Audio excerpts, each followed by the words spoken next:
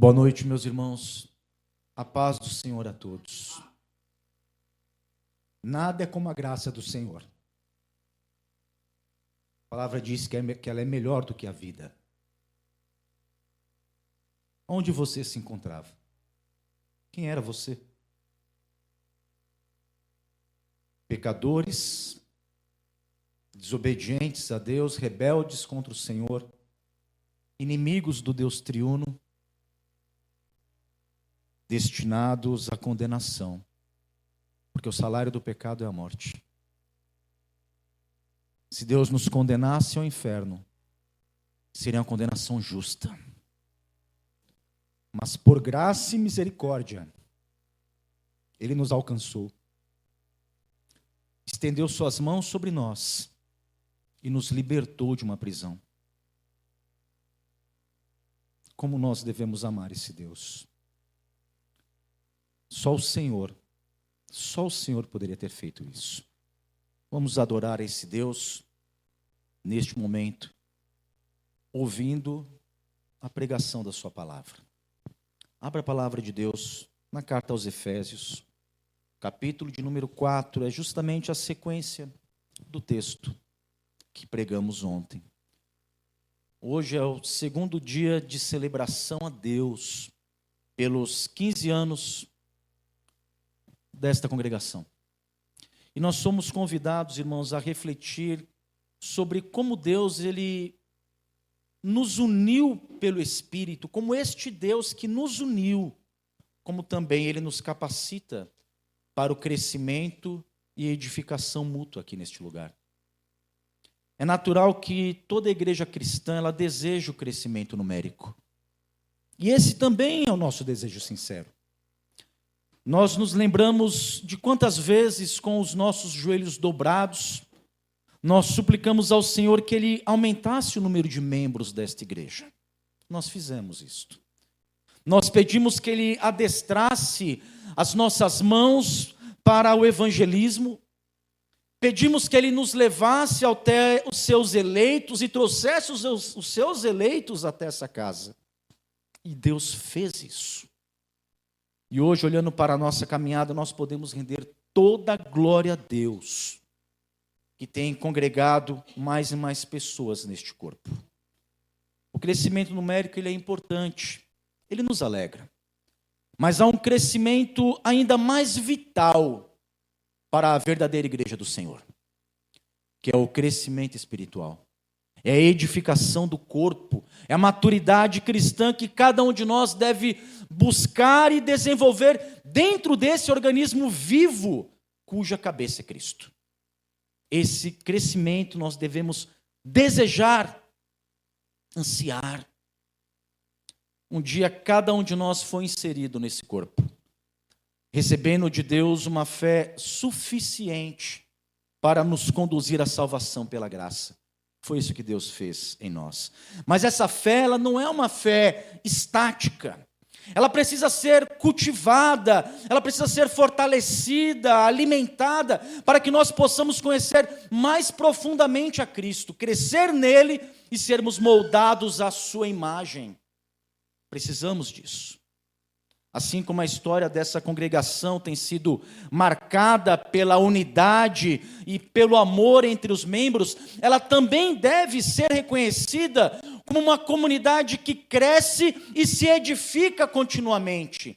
Uma comunidade que utiliza os dons que Deus deu em sua bondade para poder promover a edificação e o crescimento deste corpo. Irmãos, que juntos nós possamos crescer em Cristo. E que nós possamos manifestar cada vez mais a plenitude da presença dEle no nosso meio. Que possamos fazer isso. Vamos ler e orar. Efésios 4, versos 7 ao verso 16. E a graça foi concedida a cada um de nós segundo a proporção do dom de Cristo. Por isso diz: quando ele subiu às alturas, levou o cativo o cativeiro e concedeu dons aos homens. Ora, que quer dizer subiu, senão que também havia descido até as regiões inferiores da terra? Aquele que desceu é também o mesmo que subiu acima de todos os céus, para encher todas as coisas. E ele mesmo concedeu uns para apóstolos, outros para profetas, outros para evangelistas e outros para pastores e mestres, com vistas ao aperfeiçoamento dos santos para o desempenho do seu serviço, para a edificação do corpo de Cristo, até que todos cheguemos à unidade da fé e do pleno conhecimento do Filho de Deus, a perfeita varonilidade, à medida da estatura da plenitude de Cristo, para que não mais sejamos como meninos, agitados de um lado para outro e levados ao redor por todo o vento de doutrina, pela artimanha dos homens, pela astúcia com que induzem ao erro. Mas, seguindo a verdade em amor, cresçamos em tudo naquele que é a cabeça, Cristo, de quem todo o corpo, bem ajustado e consolidado pelo auxílio de toda a junta, segundo a justa cooperação de cada parte, efetua o seu próprio aumento para a edificação de si mesmo em amor. Ó Deus bendito, te louvamos pela tua escritura, a tua palavra, ó Deus, que nos alimenta e que edifica as nossas vidas. Nesta noite, Senhor, usa da tua palavra para transformar os nossos corações e promover, ó Deus, a tua vontade em nosso meio. Assim nós oramos, no nome santo do Senhor Jesus. Irmãos, como nós vimos ontem, após encerrar a parte doutrinária da sua carta, que vai do capítulo 1 ao capítulo 3, o apóstolo Paulo ele instruiu a igreja de Éfeso, uma igreja que era composta de judeus e gentios, mostrando que Deus, no seu eterno propósito, ele reconciliou todas as coisas em Cristo e formou um só povo, a igreja. Em seguida, ele inicia a parte prática da sua carta, aí a partir do capítulo 4, ensinando aos efésios como eles deveriam viver a vida, uma vida de forma digna da vocação que eles receberam, demonstrando que eles foram salvos por Deus, unidos à igreja, o corpo de Cristo. Ontem, ao meditarmos em Efésios 4, aí dos versos 1 ao verso 6, nós vimos o apóstolo Paulo suplicando aqueles irmãos, rogando que eles perseverassem em preservar a unidade do Espírito na igreja, que eles deveriam viver entre si com humildade, com mansidão, com longanimidade, suportando-se com paciência. Assim deveriam, então, cultivar a unidade da igreja, fundamentada na própria unidade da Trindade. E ele afirma aí nos versos 4 a 6, que há um só corpo, um só Espírito, uma só esperança, um só Senhor, uma só fé, um só batismo, um só Deus e Pai de todos. E ao final do verso 6 ele diz que esse Deus e Pai de todos é sobre todos, age por meio de todos e está em todos. Aqui nós encontramos a ponte natural para o texto de hoje, pois é justamente agindo por meio de todos, nessa unidade criada e sustentada pelo Espírito, que Deus ele vai edificar, vai fortalecer, vai dar crescimento e maturidade à sua igreja. Então, dos versos 7 ao verso 10, que nós já lemos, nós temos aí o primeiro ponto aqui deste sermão, que é a graça e a distribuição dos dons. Leia novamente, ele vai dizer no verso 7, que a graça foi concedida a cada um de nós, segundo a proporção do dom de Cristo. Meus irmãos, Paulo ele inicia afirmando que a graça ela foi distribuída entre os crentes. O termo original para graça é caris, e caris significa literalmente dádiva, favor ou dom. E neste contexto, Paulo ele não se refere exclusivamente à graça como a graça salvadora, ainda que essa graça ela seja o fundamento da salvação dos eleitos, porque é, mas ele destaca aqui a graça como os dons concedidos por Deus aos seus filhos. E esses dons são os instrumentos pelos quais Deus age por meio dos seus filhos e edifica a sua igreja. A expressão que tem aí, segundo a proporção do dom de Cristo, indica que na sua soberania, Deus ele distribuiu dons de acordo com a própria vontade e a necessidade que ele julgou ser a que deveria ser atendida. E ele fez isso, visando o aperfeiçoamento do corpo, o aperfeiçoamento da sua igreja. Quando Paulo escreve isso aqui, ele está ecoando a mesma mensagem que ele já tinha dado na igreja dos Coríntios. Lá na primeira carta aos Coríntios, no capítulo 12, os versos 4 a 7, Paulo vai escrever assim para a igreja de Corinto. Ora, os dons são diversos, mas o Espírito é o mesmo. E também há diversidade nos serviços, mas o Senhor é o mesmo. E há diversidade nas realizações, mas o mesmo Deus é quem opera tudo em todos, distribuindo a manifestação do Espírito a cada um para o bem comum. Calvino, no seu comentário desse texto, ele diz o seguinte: Deus não concede todas as coisas a ninguém isoladamente, senão que cada um recebe uma certa medida, para que dependamos uns dos outros. E, ao reunir o que lhes é dado individualmente, assim temos como socorrer uns aos outros. Meus irmãos, os dons concedidos, eles visam que nenhum membro se torne autossuficiente para suprir as necessidades do corpo. Ninguém pode suprir as necessidades deste corpo sozinho. Precisamos uns dos outros para que isso aconteça. Cada um deve contribuir de acordo com a medida que foi concedida em Cristo, para que ocorra uma edificação mútua, é um edificando o outro. Aí nos versos 8 a 10, Paulo vai continuar dizendo: por isso diz, quando ele subiu às alturas, levou cativo o cativeiro e concedeu dons aos homens. Ora, que quer dizer subiu, senão que também havia descido até as regiões inferiores da terra? Aquele que desceu é também o mesmo que subiu acima de todos os céus, para encher todas as coisas. Aqui Paulo, ele faz uma referência ao Salmo 68, no verso 18. E ele faz essa referência do Salmo 68 para demonstrar que Cristo, ele se humilhou. O nosso Senhor, ele desceu do altos céus para se identificar com a humanidade no mundo caído. Essas são as regiões inferiores da terra. É aqui onde nós vivemos, no mundo caído. Mas ele morreu, ressuscitou e ele ascendeu à glória. E hoje ele está nos céus. E chegando na glória, de lá, ele concedeu dons à sua igreja. Então, ao ascender aos céus, Cristo distribuiu os seus dons para os seus filhos na sua igreja. Essa expressão que está aí, desceu às regiões inferiores da terra, revela que o Deus Filho, ele fez isso. Ele abandonou a glória celestial. Ele esvaziou-se, inclusive, a si mesmo, para habitar neste mundo, habitar entre pecadores, conquistando por meio da sua morte, da sua ressurreição, a vitória sobre o pecado, a morte e o diabo, levando consigo cativo todos os seus inimigos. Ele triunfou sobre eles. Ele é o Cristo vitorioso, que levou cativo, o cativeiro, todos os seus inimigos.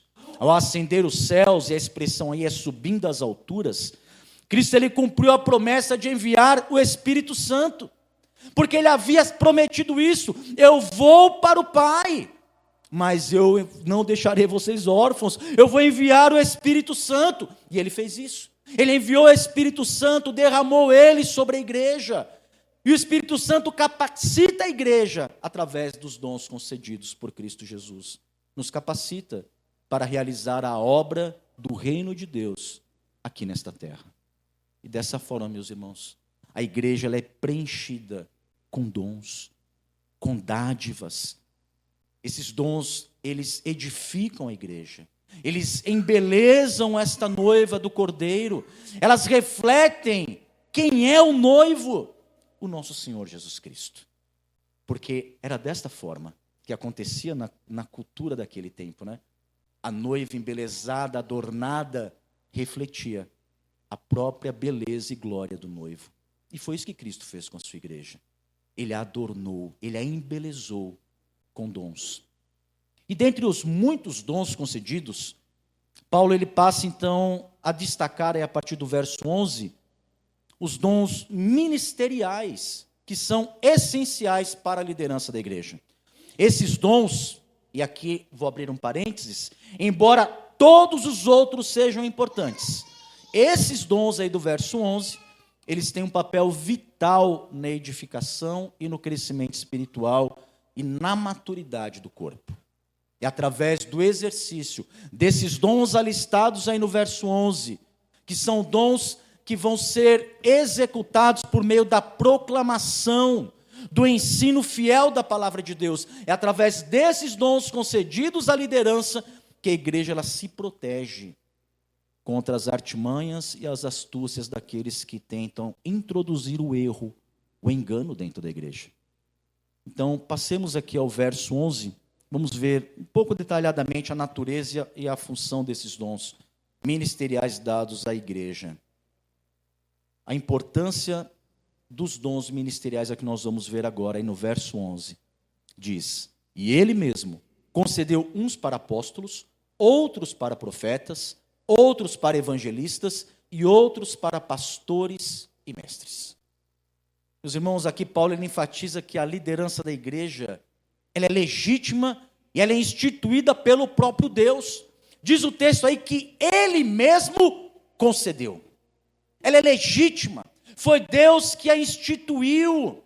Irmãos, desde o início, Deus ele constituiu a igreja e Deus concedeu dons específicos para funções de liderança na igreja, garantindo que a autoridade e a direção espiritual ela provenha não simplesmente desses líderes, mas ela venha do próprio Cristo, porque foi Ele que instituiu, foi Ele que concedeu. Então, cada ofício que revela aí os dons de liderança, eles estão intrinsecamente ligados à pregação, ao ensino e à propagação da palavra. Todos os 5 que estão alistados aí. Irmãos, é por meio da proclamação fiel. E aqui há de se destacar, da proclamação fiel do evangelho que os crentes eles vão ser instruídos, eles vão ser edificados, eles vão ser equipados. É assim que nós seremos fortalecidos neste lugar. E vamos ser fortalecidos para fazer uma coisa, para servir no corpo de Cristo. Seremos equipados pela palavra, pelo ensino e a pregação da palavra para fazer isso. Porque a palavra ela é o alicerce da doutrina correta. E ela vai proteger a comunidade contra os enganos. Portanto, os dons ministeriais alistados aqui, eles são essenciais para a edificação do corpo. Eles asseguram que a mensagem do evangelho, ela seja transmitida com fidelidade. E que os crentes sejam nutridos espiritualmente. Eu vou me alimentar da verdade aqui neste lugar. E isso vai ter um efeito na minha vida. Isso vai me fazer crescer, vai me fazer ficar maduro, e eu vou poder servir ao Senhor, e a edificação mútua vai acontecer aqui neste lugar. A igreja vai permanecer firmemente enraizada na verdade. Mas vamos ver aqui cada um desses dons. Já adianto que não vamos ver de maneira exaustiva cada um deles, porque ver de maneira exaustiva poderemos ver um dia, no futuro estudo, quem sabe na escola dominical, podemos falar de dons espirituais, todos os dons espirituais na palavra. Aí vamos ver de forma exaustiva. Não é esta a proposta nesta noite. O primeiro dom aí, mencionado, é o de apóstolo. O termo apóstolo, ele significa um enviado em missão. E no sentido mais restrito, ele se refere aos 12 apóstolos escolhidos por Jesus. Estes são os apóstolos. E o que inclui também Matias, que foi chamado para substituir o Judas traidor, e Paulo, o apóstolo dos gentios. E dentre estes apóstolos, alguns foram escolhidos para receber a inspiração do Espírito Santo para escrever os livros do Novo Testamento. Alguns escreveram os livros do Novo Testamento. Então, inclusive, no próprio dom apostólico que eles tinham, também havia o dom de profecia, porque eles falaram inspirados pelo Espírito de Deus, o que está aí no Novo Testamento. As qualificações para o apostolado exigia que estes homens escolhidos fossem escolhidos diretamente por Cristo. Eles tinham que ter visto o Senhor ressurreto. Somente estes poderiam ser apóstolos. Portanto, hoje em dia, qualquer um que se intitule apóstolo, você deve olhar para essa pessoa e dizer: você está bem para quem tem 2000 anos de idade, né? Porque ele teria que ter recebido a sua ordenação direta do próprio Cristo e ter visto Cristo ressurreto. Nenhum deles, com certeza, isso aconteceu. Mas voltando aqui, com a conclusão, com o fechamento aí do Novo Testamento, este ofício de apóstolo, ele cessou. Não há mais necessidade para ele. Também não houve uma continuidade sucessória. Não existe uma sucessão apostólica, como aí alguns acabam defendendo. Contudo, o termo apóstolo, ele também é usado de uma forma mais ampla, para designar alguns líderes, como Barnabé, Silas e Timóteo. Eles também são chamados de apóstolos, mas no sentido de que eles foram enviados pelos próprios apóstolos para também uma missão específica. Por isso que, de uma forma restrita, são os 12, mas de uma forma abrangente, também vai englobar aqui Barnabé, Silas e Timóteo. Mas também não houve substituição deles. Então, hoje não há mais apóstolos, meus irmãos. O segundo dom alistado aí é o da profecia, é o dom de profeta. E diferente do apostolado, que tinha uma abrangência sobre toda a igreja, o ministério profético ele era predominantemente local. Havia realmente profetas na igreja ali do Novo Testamento. Estes homens, eles eram capacitados para receber revelações diretas. Um exemplo é Ágabo. Ágabo recebeu uma revelação direta do que aconteceria, de uma fome que viria, do que aconteceria com o apóstolo Paulo. Ou então eles também recebiam a revelação do que já estava escrito para transmitir à igreja, de uma maneira mais clara, aquilo que já havia sido revelado.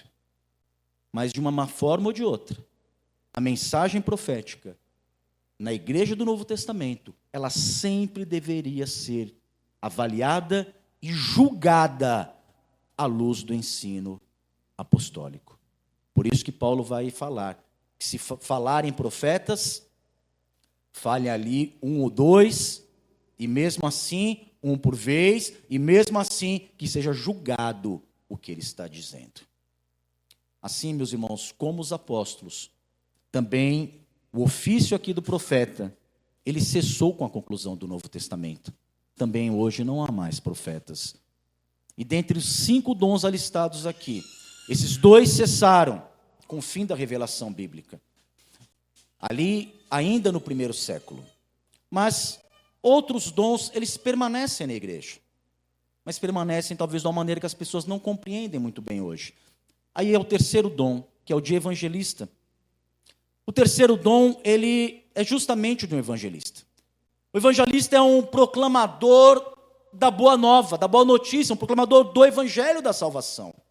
O evangelista, ele atua como missionário, ele era um plantador de igreja. Na prática, entenda bem isso, esse título, ele não é um ofício separado do governo da igreja. Nós entendemos que o governo da igreja possui um oficial. Qual é o oficial do governo da igreja? É o presbítero. Seja ele regente, seja ele docente. A igreja é governada através desse ofício. O evangelista, ele não é um ofício separado, mas inclusive ele é uma designação atribuída aos presbíteros docentes, que nós chamamos então de pastores, que ao serem enviados para abrir novos campos de trabalho, eles exercem o dom de evangelizar. Inclusive, é o que consta na nossa Constituição. Se você for observar a nossa Constituição, lá no artigo 33, vai definir que o ministro pode ser designado como pastor efetivo, pastor auxiliar, pastor evangelista ou missionário. E lá no parágrafo 3 desse artigo, ele ainda vai especificar dizendo: o pastor evangelista é aquele que, designado pelo presbitério para assumir a direção de uma ou mais igrejas ou de um trabalho incipiente. Então, na nossa igreja, o evangelista, ele é um pastor. O pastor, ele assume essa função de evangelista. Os evangelistas designados são todos presbíteros docentes. Um exemplo de que não é um ofício separado, mas é algo ligado ao ofício de presbítero ou de pastor, queira assim dizer, está na própria Escritura. Afinal, na Escritura, aqueles que são chamados de evangelistas são dois: Filipe e Timóteo. E Filipe e Timóteo, eles exerciam funções pastorais e eram chamados também de evangelistas. O próprio Paulo diz a Timóteo que ele deveria fazer a obra de um evangelista. Os outros dois dons, pastores e mestres. Pastores são aqueles que cuidam e conduzem o rebanho de Deus. Isso é um pastor na essência da palavra. E mestres são aqueles que desempenham a função de ensinar, de edificar. E aqui pastores e mestres nesse texto aparecem juntos. Se você olhar bem aí o versículo, aparece juntos, ou seja, é uma função ligada à outra, é uma pessoa exercendo essas duas funções. É um ofício único, que vai englobar o cuidado pastoral e o ensino bíblico sólido. O pastor mestre, ele tem a responsabilidade de guiar o rebanho, de proteger o rebanho contra as heresias, de alimentar espiritualmente, de preparar, de equipar os crentes para o serviço no corpo de Cristo. Essa é a responsabilidade do pastor. Esses três últimos dons, evangelista, pastor e mestre, permanecem vigentes até hoje na liderança da igreja, ou seja, com os presbíteros. E cada igreja, irmãos, deve ter homens qualificados, vocacionados para o ministério de presbítero. Deve ter. Compreendendo, portanto, quem são aqui esses líderes e como eles foram estabelecidos por Deus, é natural que nós prossigamos para entender o propósito desse cuidado. Por que Deus constituiu esses líderes e deu esses dons a eles? Tem que ter um propósito. E o propósito está justamente aqui no terceiro ponto. O propósito dos dons na liderança, do verso 12, o verso 12 e o verso 13. Verso 12 e 13, vai mostrar que os dons concedidos à liderança da igreja, eles foram outorgados com um propósito muito claro, um propósito muito definido. No verso 12, Paulo vai afirmar que esses dons foram dados com vistas ao aperfeiçoamento dos santos, para o desempenho do seu serviço, para a edificação do corpo de Cristo. Ou seja, a sã doutrina transmitida pela liderança, por meio da pregação, do ensino fiel da palavra, tem a finalidade de aperfeiçoar cada um de nós. Nós somos aperfeiçoados na pregação da palavra, somos aperfeiçoados no ensino da Escritura. Esse processo de treinamento, de preparo, vai possibilitar a mim e você, todos nós, cada crente, a desenvolver também os dons que Deus nos concedeu. Porque Deus concedeu dons a todos nós. E é na pregação, é no ensino, que seremos aperfeiçoados e equipados, preparados, para que com os nossos dons, nós venhamos contribuir de forma mais eficaz para o fortalecimento e edificação deste corpo aqui, desta igreja. E é por meio desse trabalho conjunto, meus irmãos, cada um de nós, a liderança da igreja, a liderança ensinando, pregando a palavra, nos capacitando, nos equipando, e todos nós, através dos nossos dons, capacitados e equipados, trabalhando assim em conjunto, uma igreja sólida e unida vai ser construída. Aí no verso 13, Paulo ele vai ampliar essa ideia. Ele vai declarar que o trabalho da liderança visa que todos cheguemos, todos, olha só, todos, cheguemos à unidade da fé e do pleno conhecimento do Filho de Deus, à perfeita varonilidade, à medida da estatura da plenitude de Cristo.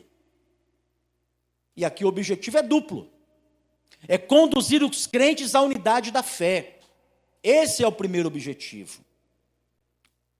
Uma crença única, inegociável, fundada nas verdades basilares das Escrituras, que todos os que professam o nome de Cristo devem crer e confessar.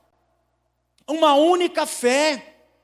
Isso vai incluir a convicção de que, veja se é nisso que você crê, que há um só Deus e Criador, que todos os homens são pecadores, que há um só Senhor, Jesus Cristo, que foi morto na cruz para a nossa salvação, mas que ressuscitou e ascendendo à direita de Deus, o Pai, está lá, e de lá Ele retornará para julgar vivos e mortos. E que há um só Espírito Santo, que aplica a obra de salvação nos nossos corações, que nos une num só corpo, a igreja do Senhor, e que cremos também na segunda vinda de Cristo, com a esperança de que, se morrermos antes da sua volta, Ele ressuscitará os nossos corpos para a vida eterna. Essas são as verdades fundamentais que unem os crentes numa fé inabalável. É nisso que você crê? Exatamente nestas coisas, as coisas basilares. Podemos divergir em tantas coisas secundárias, e são as secundárias que divergimos e causam atrito. Mas e nas basilares? Temos que crer todos, uma única fé inabalável. O segundo propósito aqui, a liderança visa nos aprofundar no conhecimento do Filho de Deus. Paulo não pretende que que venhamos conhecer a totalidade de Cristo. Primeiro porque é impossível, pois Cristo é Deus infinito. Mas o que Ele deseja é que progressivamente possamos conhecê-lo de maneira mais profunda, transformadora. Esse crescimento espiritual vai culminar em chegarmos à perfeita varonilidade, ou seja, maturidade. Seremos homens maduros, mulheres maduras. Essa maturidade vai fazer com que cada um de nós nos tornemos cada vez mais semelhantes, sabe a quem? A Cristo Jesus. Nós devemos, com a maturidade, refletir o caráter de Cristo em todas as esferas da nossa vida. Portanto, a edificação da igreja, a unidade da fé, a maturidade espiritual, elas são frutos do ministério de uma liderança que exerce os dons com fidelidade e diligência. Essa liderança fundamentada na palavra e capacitada pelo Espírito Santo, ela não só edifica os crentes, não vai apenas trazer edificação aqui em nosso meio, mas vai fazer uma outra coisa importante. Vai proteger a igreja contra os perigos das doutrinas enganosas. É o que passamos a ver aí no verso 14, que é uma advertência contra a imaturidade e engano, que é o quarto ponto aqui. Verso 14, Paulo vai trazer a seguinte advertência: para que não mais sejamos como meninos, agitados de um lado para outro e levados ao redor por todo o vento de doutrina, pela artimanha dos homens, pela astúcia com que induzem ao erro.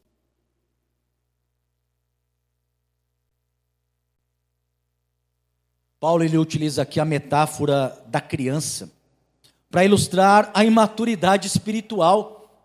Então ele diz que aquele que é imaturo espiritualmente é igual a uma criança, é igual a um menino, mostrando que crentes ainda imaturos, eles são facilmente influenciados, porque um menino é facilmente influenciados por novidades passageiras, sem discernimento firme, e assim esses meninos se tornam inconstantes, incapazes de se manter ancorados na doutrina bíblica imutável, eles ficam inconstantes. Hoje eles estão de um jeito, amanhã eles estão de outro, hoje eles acreditam nisso, amanhã acreditam em outra coisa, hoje querem estar nessa igreja porque concordam com tudo e é tudo lindo, mas aparece uma novidade, já vou para outro lugar. Essa instabilidade, ela não só prejudica o crescimento da fé, mas ela também abre uma brecha para falsos mestres. Esses enganadores, movidos por astúcia, por malícia, eles procuram de maneira sorrateira arrebatar os meninos espirituais que existem na igreja. Não se ofenda se eu estou chamando você de um menino espiritual, mas se você for, também não se ofenda. E se ofender, também não há problema. O problema é continuar sendo um menino espiritual. Então os falsos mestres, eles procuram arrebatar os meninos espirituais. E eles passam a oferecer doutrinas que, apesar de atraentes à primeira vista, essas doutrinas afastam os crentes da verdade revelada pelas Escrituras. A palavra de Deus, ela é eterna, ela é imutável, ela é o fundamento do ensino verdadeiro, enquanto as doutrinas falsas, passageiras, elas são como ventos. Elas passam e desviam os crentes do caminho seguro. Há um outro comentário feito por Calvino aqui, que ele vai dizer que os crentes imaturos, parece que ele estava vendo os nossos tempos, né? É incrível isso aqui. Mas isso aqui tem 500 anos, parece que ele vivia hoje. Ele diz que os crentes imaturos se entusiasmam com cada novidade, sem discernir o que é edificante. Irmãos, isso é um retrato triste da igreja hoje em dia. Novidades que passam como um vento e arrebatam os meninos espirituais. Assim, Paulo nos exorta a deixar de ser meninos, cultivar uma fé madura, para que a igreja permaneça unida e protegida contra os enganos. É com essa advertência aqui que ele entra agora nos versos 15 e 16. E vai mostrar como é que o corpo cresce em verdade e amor. Como é que a liderança, por meio do ensino fiel da palavra, pode promover o crescimento do corpo de Cristo. Verso 15. Mas seguindo a verdade em amor, cresçamos em tudo naquele que é a cabeça, Cristo. Paulo exorta a igreja a avançar na maturidade espiritual. E por meio de dois imperativos indissociáveis: a adesão à verdade e a prática ao amor. Tem que ter essas duas coisas. Seguir a verdade é o que ele diz aí. E seguir a verdade implica em permanecer firme na sã doutrina, aquela que emana das Escrituras, a verdade eterna, que não se altera. É a verdade no tempo de Paulo e a verdade hoje, e será a verdade sempre, porque ela é a verdade de Deus. Todavia, essa verdade, ela não deve ser, irmãos, exercida de forma fria, de forma severa, mas é uma verdade que deve ser vivida em amor. E essa combinação, verdade e amor, ela é essencial para a edificação do corpo de Cristo. Proclamaremos a verdade, ensinaremos a verdade. Esse é o dever de cada líder da igreja. Mas isso tem que ser feito com amor. É isso que promove a edificação na igreja. A frase que ele coloca aí: cresçamos em tudo naquele que é a cabeça, Cristo. Ressalta que Cristo, ele é o centro, ele é o padrão de crescimento da igreja. Assim como uma árvore saudável cresce a partir das raízes, o crente, ele deve buscar um crescimento fundamentado no próprio Cristo. Lá em Colossenses 2, versos 6 e 7, Paulo vai dizer: andai, pois, como todos os que nele creram, arraigados e edificados nele e confirmados na fé. O crescimento não é um mero acúmulo de conhecimento. Não. Eu já sou maduro, conheço um monte. Não é um acúmulo de crescimento. O crescimento é uma transformação que vai refletir o caráter de Cristo que existe na sua vida em cada aspecto do seu viver. Isso é o verdadeiro crescimento, é crescer em Cristo. A união da verdade e do amor vai combater a instabilidade doutrinária, vai combater a imaturidade. Como nós vimos no versículo anterior, essa instabilidade deixa a igreja vulnerável a vento de enganos. Mas ao seguir a verdade com amor, a comunidade cristã, ela não apenas evita os perigos do engano, mas ela também vai cultivar um ambiente onde o ensino, o cuidado mútuo, o suporte espiritual se manifesta de uma forma prática, transformadora. Essa verdade vivida em amor é o alicerce sobre qual a maturidade cristã se constrói. Isso vai evitar a inconstância dos meninos espirituais.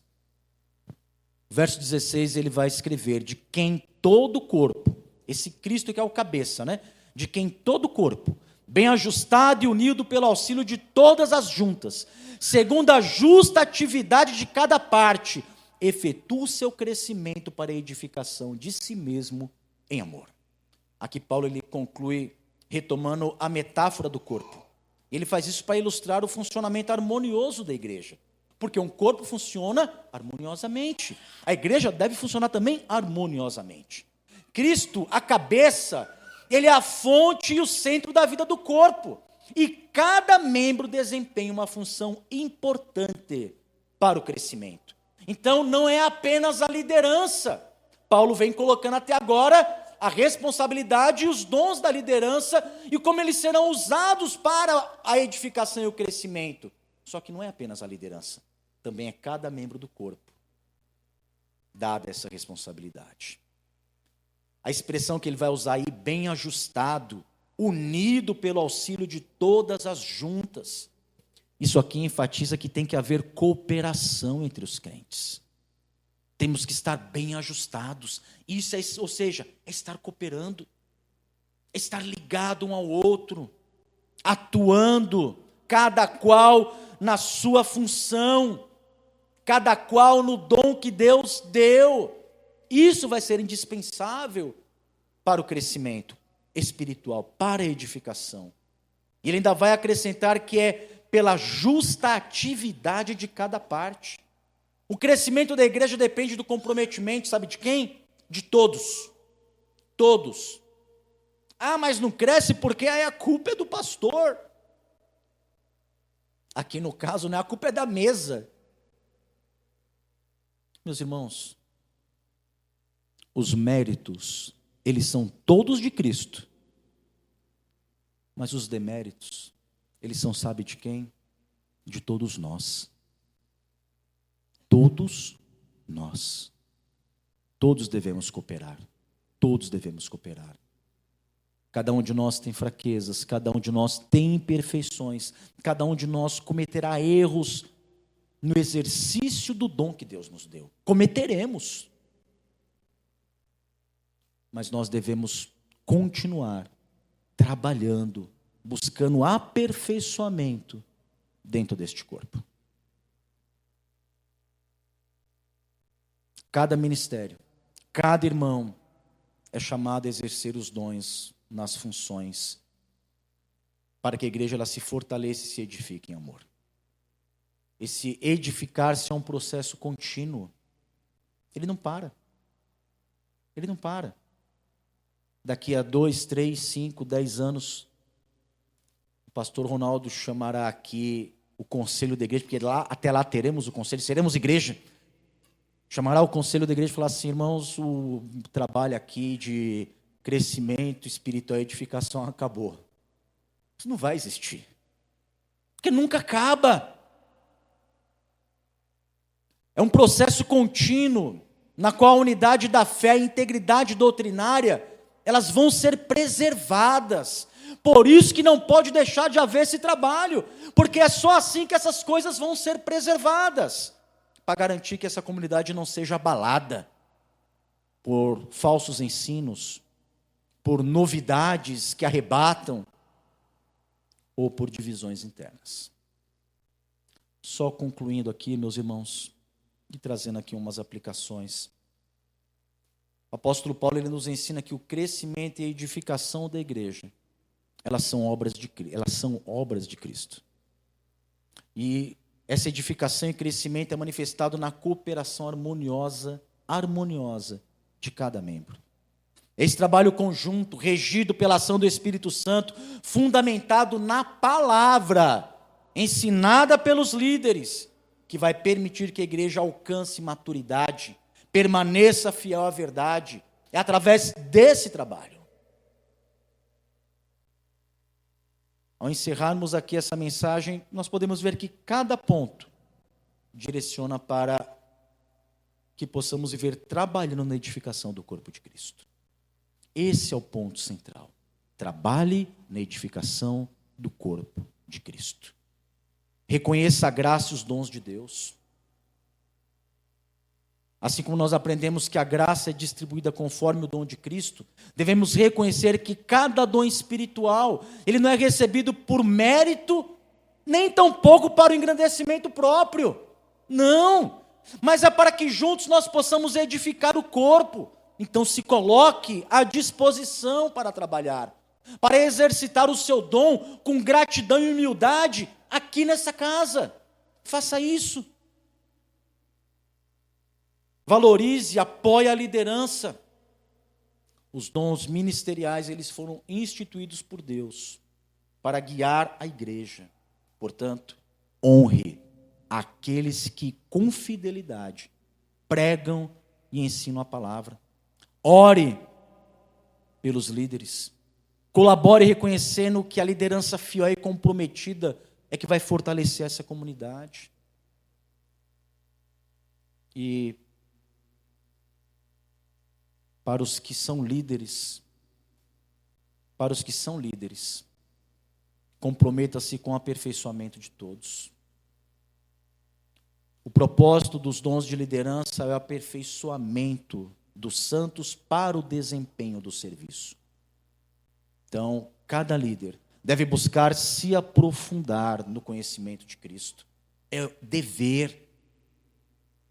Não, mas eu já fiz o seminário, já aprendi tudo.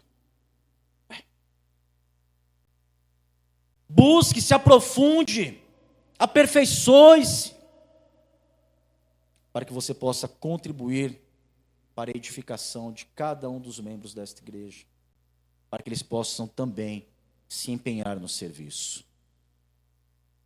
Cultive a maturidade, o discernimento espiritual. Irmãos, atente-se à advertência do apóstolo aqui. Ele advertiu contra a imaturidade, contra o engano. Então deixe de ser menino. Deixe de ser uma criança. Evite aí você ser arrastado por ventos de doutrinas passageiras. Enraize a sua fé na verdade de Deus, na Escritura, na doutrina correta. E desenvolva o discernimento para você identificar e rejeitar o falso ensino, para que você possa se manter numa caminhada firme e madura. Viva a unidade em amor. O corpo de Cristo cresce pela justa cooperação de cada parte. A justa cooperação de cada parte. Então se esforce para viver em harmonia com seus irmãos aqui neste lugar. Cooperando em amor, pela verdade, mas em amor. Por fim, meus irmãos, eu quero lhes falar com grande esperança e responsabilidade. São 15 anos que o Senhor ele tem sido bondoso para conosco. E tem mesmo. Nós temos visto o crescimento dessa congregação, e isso é motivo de grande alegria. Mas também é um chamado à maturidade. Irmãos, ainda somos uma congregação, caminhando rumo à organização como igreja, mas ainda somos uma congregação. E para nos tornarmos uma igreja, não basta apenas termos números de membros e um pastor. Temos número de membros. Temos pastor. Então podemos nos tornar igreja. Não basta apenas isso. é necessário que, e aí eu peço a atenção de todo homem dessa igreja, é necessário que homens entre nós sejam preparados, equipados e eleitos para o santo ofício de presbíteros. Por que isso é tão importante? Porque foi o próprio Cristo quem estabeleceu os presbíteros, diáconos, os pastores na sua igreja, para cuidar do seu povo, para ensinar a palavra, para zelar pela saúde da igreja. Uma igreja organizada, com liderança plural, ela vai crescer em maturidade, vai crescer em unidade, vai crescer em amor. Não é apenas uma questão administrativa, não, isso é coisa administrativa, não. Isso é um passo espiritual, que vai permitir a cada um de nós conhecer mais e mais a Cristo Jesus.